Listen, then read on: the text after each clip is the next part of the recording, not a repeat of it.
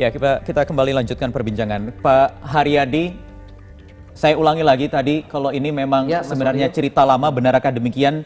Lantas bagaimana selama ini pengusaha menghadapi proses bongkar muat kontainer di pelabuhan? Ya, Mas Wahyu, pertama tentunya kami ingin mengapresiasi kepada Polda Metro Jaya ya, yang telah melakukan penyelidikan dengan baik, dan menurut pandangan kami ini adalah titik awal untuk kita memang memperbaiki semua kesemrawutan di dalam pengurusan pengeluaran barang dari pelabuhan. Dan juga apresiasi juga kepada Pak Danang dengan ombudsmannya, yang memang kita telah mengadukan hal ini sudah lama kepada ombudsman, dan ombudsman juga telah melakukan investigasi di sana.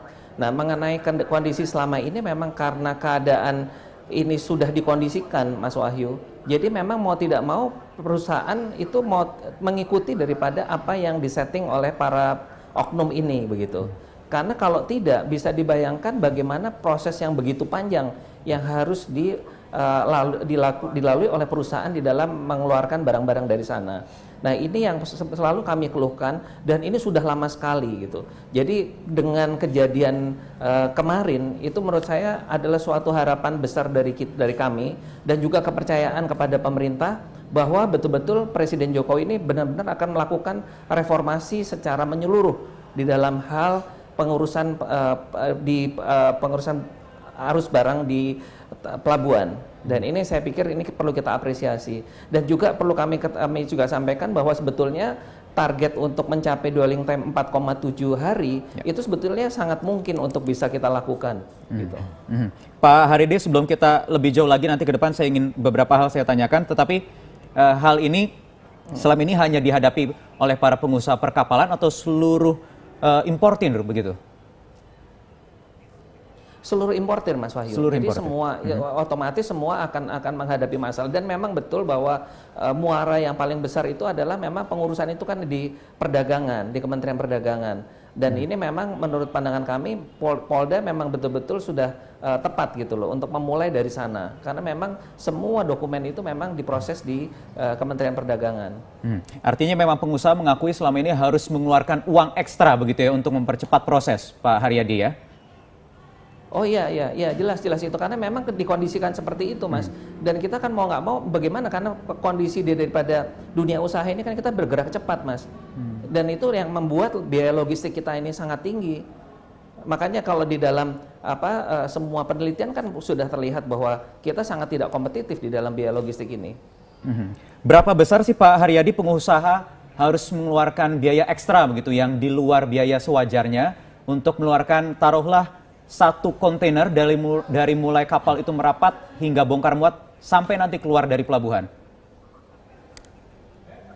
Tergantung daripada ininya, Mas ya, tergantung daripada komoditinya masing-masing. Tapi yang kita bisa lihat kan bahwa dengan biaya logistik kita yang sekarang ini 26% dari PDB kita, itu kan sudah terlihat bahwa memang kita sangat tidak kompetitif, Mas, gitu loh. Jadi kalau kita ambil rata-rata aja sudah seperti itu. Sehingga apa yang disebut saat Presiden sidak lalu ada uang negara atau kerugian negara hingga 780 triliun per tahunnya, ini Anda anggap juga ini wajar, memang sebegitu masifnya kerugiannya yang ditimbulkan? Iya, saya pikir informasi yang masuk ke Presiden tentunya juga sudah difilter, Mas ya. Jadi saya pikir tentunya pemerintah ataupun pihak kepresiden yang paling tahu persis juga dari data-data yang ada yang mereka kalkulasi. Oke. Pak Haryadi, kita bisa mengkonfirmasi seperti itu. Pak Haryadi, tadi menurut Pak Danang dari Ombudsman ini 80% proses yang terjadi suap menyuap kemudian ada pungli itu saat proses perizinan. Benarkah demikian, dan ini melibatkan Kementerian Perdagangan? Apakah mungkin juga ada instansi lain yang kerap merepotkan para pengusaha? Ya, memang kan begini, Mas, kalau yang terhadap barang-barang tertentu yang memerlukan rekomendasi dari kementerian ataupun instansi terkait lainnya, itu memang kita tetap harus memproses itu, dan itu memang bukan tidak mungkin terjadi sesuatu juga di sana ya, karena rekomendasi itu kan tentunya ada sesuatu lah, kalau memang kita mau mengerjakan dalam waktu cepat tentunya juga ada sesuatu yang harapan daripada si para pihak ini untuk mengutip sesuatu. Nah, tapi jadi dari kementerian tertentu yang memang misalnya sambil contoh misalnya untuk pangan, misalnya pangan kan ada kaitan dengan pertanian. Tentu kita harus minta rekomendasi ke sana. Tapi di muaranya memang kembali lagi kepada Kementerian Perdagangan, karena Kementerian Perdagangan inilah yang akan mengeluarkan pemberitahuan import barang tersebut gitu. Yang pemegang yang akan mengeluarkan izin awalnya begitu ya. Prosesnya. Kemudian belum lagi di tahap-tahap proses selanjutnya ada pre-clearance yang juga kemudian nanti ada custom clearance dan juga post custom clearance. Di situ juga terjadi ada bongkar muat.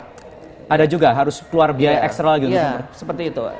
Iya, mau tidak mau seperti itu, Mas ya. Dan tadi yang disampaikan oleh dari Pak Agus Rianto tadi memang betul. Jadi dengan para pihak yang harusnya duduk di pelabuhan dalam pelayanan satu atap tapi orangnya tidak ada, ini kan juga menjadi suatu tanda tanya begitu kan. Jadi menurut pandangan kami Mas Wahyu, memang harus dirubah semua sistemnya itu. Saya sependapat dengan Pak Danang. Dan memang harus ada kementerian yang bertanggung jawab, salah satu pihak yang bertanggung jawab mengkoordinasi di sana. Dan menurut pandangan kami seharusnya kalau misalnya kita lihat dari peraturan yang ada, harusnya Kementerian Perhubungan yang melakukan koordinasi itu di sana. Jadi tidak seperti ini kan sepertinya semua para pihak ini punya ininya selera sendiri-sendiri ya. Tadi contohnya itu yang harusnya duduk di posisinya masing-masing di pelabuhan, orangnya tidak ada. Dan itu memang kan disengaja supaya orang itu untuk mengurus keluar pelabuhan. Nah ini yang terjadi hal-hal yang seperti yang kita lihat ini, Mas. Artinya memang sangat harus kepolisian juga menindaklanjuti atau mengusut instansi lain yang terkait dalam proses ini ya Pak Haryadi ya. Iya.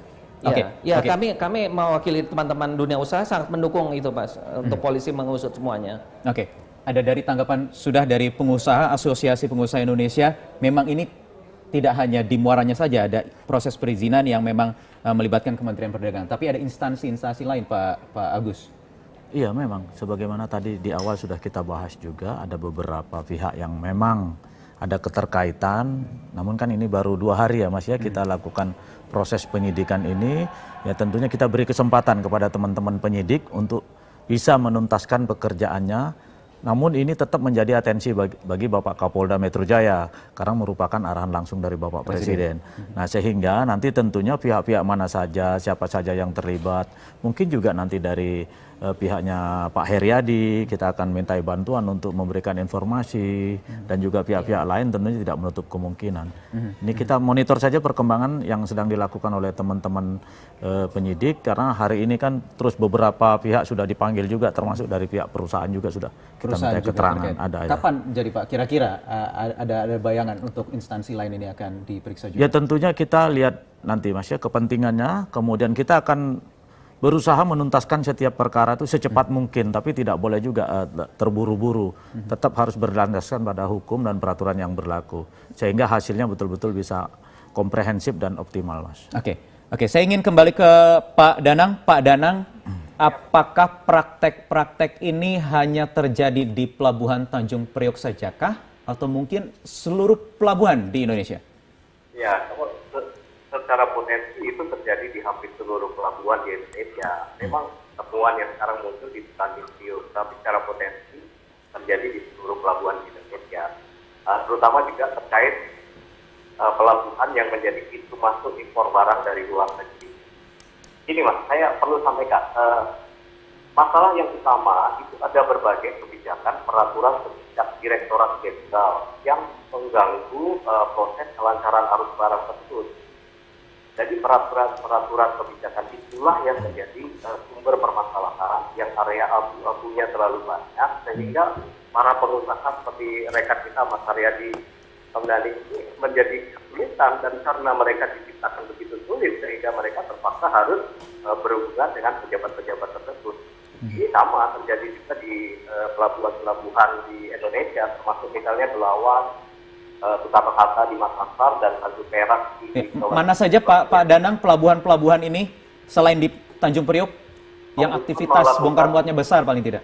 Ya, Ombudsman melakukan pemeriksaan pada 4 pelabuhan besar itu di Belawan, Medan, pelabuhan Soekarno-Hatta di Makassar dan pelabuhan Tanjung Perak di Surabaya termasuk Tanjung Priok ini. Memang masalah terbesar ada di Tanjung Priok karena sistem arus barang yang terbesar ada di situ. sudah 1,6 juta tahun. Jadi potensi dan cyber konflik yang terjadi itu sangat besar. Pak Danang, bukankah sudah ada layanan satu atap begitu Pak dalam proses bongkar muat di pelabuhan ini? Apakah ini tidak berpengaruh terhadap aktivitas di sana? Ya, pelayanan satu atap yang ada di pelabuhan itu kan hasil dari rekomendasi Ombudsman. Jadi baru saja diimplementasikan sekitar 2 bulan yang lalu ketika Bapak Presiden berkunjung, itu sudah ada secara fisik, walaupun secara infrastruktur telekomunikasi dan infrastruktur SDM-nya belum lengkap. Cita-cita kita dengan mengeluarkan rekomendasi itu, kami mengharapkan adanya semacam BKPM, gitu, Badan Koordinasi Penanaman Modal yang ada di pelabuhan, tetapi khusus spesifik mengurusi masalah perizinan pelabuhan. Sehingga kami berharap di tahun depan itu sudah tidak ada lagi pertemuan tatap muka antara pengusaha dengan pemberi izin. Cukup semuanya melalui online. Dan kalau ada masalah diselesaikan di satu titik. Online begitu ya? Harapannya nanti bisa online. Online. Di semua pelabuhan-pelabuhan yang Ombudsman sudah benchmark ke beberapa negara itu semuanya sudah online. Dan saat ini di Indonesia belum menerapkan sistem online sama sekali. Belum. Kita sudah punya yang disebut dengan INSW, ya, Indonesia National Single Window. Dan dalam salah satu rekomendasi kami kepada Bapak Presiden itu adalah INSW harus dikelola oleh sebuah entitas setingkat badan. Jangan hanya menjadi salah satu komponen kecil di salah satu kementerian koordinator Equin. Nah, dan setingkat badan sehingga dia memiliki kewenangan yang besar untuk memaksa kementerian teknis, Direktorat Jenderal Pemberi Izin Rekomendasi Teknis untuk patuh pada sistem yang sama, sehingga tidak lagi kita hadapkan pada sistem yang berbeda-beda yang menyulitkan para pengusaha. Oke. Saya ingin ke Pak Haryadi. Pak Haryadi, kalau dari kacamata para pengusaha, sistem seperti apakah sih yang paling tepat atau yang diidamkan begitu para pengusaha, sehingga ini kan sudah begitu lama proses dwelling time ini berlarut-larut sehingga menimbulkan juga kerugian bagi pengusaha. Layanan satu atap belum cukup, Pak? Jadi gini Mas, tadi yang disampaikan oleh Mas Danang, Pak Danang tadi saya pikir ada yang betul, bahwa kadang-kadang yang namanya peraturan dari kementerian itu berubah-berubah, kementerian teknis maksud saya. Begitu banyak kementerian yang mempunyai peraturan yang membatasi ataupun mempunyai ketentuan-ketentuan tertentu terhadap barang-barang yang diimpor. Nah, ini terjadi perubahan yang sedemikian dinamis, itu mengakibatkan juga situasi yang mengakibatkan proses itu menjadi sangat birokratis dan akhirnya lama gitu. Jadi bisa dibayangkan teman-teman di Bea Cukai itu dititipi begitu banyak pos yang bisa berubah setiap saat, dan juga tarifnya bisa bergerak naik turun. Nah, ini yang menurut saya harus betul-betul disimplifikasi ke depan, itu menurut saya penting. Jadi kalau misalnya tidak ada suatu kejelasan dalam suatu koordinasi, ini sangat mengganggu sekali dunia usaha kita ini untuk memproses setiap barang yang akan dikeluarkan dari pelabuhan, Mas. Artinya tidak hanya layanannya saja, tetapi juga peraturan-peraturannya nih, agar tidak ya. Peraturannya itu sangat, ya betul. Oke. Saya ingin karena begitu banyak kementerian yang menitipkan di sana.